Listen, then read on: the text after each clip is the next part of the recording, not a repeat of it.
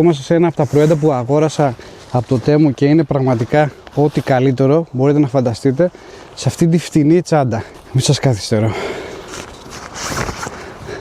Μπατόν πεζοπορίας.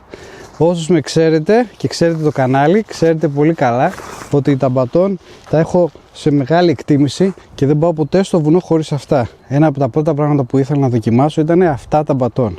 Προσέχετε κάτι, δεν είναι απλά μπατόν, είναι από ανθρακονήματα. Ναι παιδιά, είναι μπατόν από ανθρακονήματα. Και το καταλαβαίνεις στη διαφορά του βάρους κατευθείαν όταν το παίρνεις στο βουνό.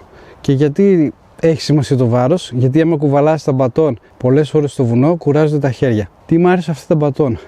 Πρώτα απ' όλα η αίσθησή τους ότι είναι ελαφριά. Δεύτερον, κάτι που ήθελα πάρα πολύ είναι το χερουλάκι να είναι από φελό. Άκουγα ότι είναι όντως πολύ καλή η φελή στο χερούλι και όντως τώρα που το δοκίμασα σε μια σχεδόν 10ωρη πεζοπορία στα χιόνια, πρέπει να πω ότι είναι φανταστικό. Έχεις πολύ καλύτερη αίσθηση στο χέρι, εντάξει, από το λάστιχο και απορροφάει και τον υδρότα από το χέρι.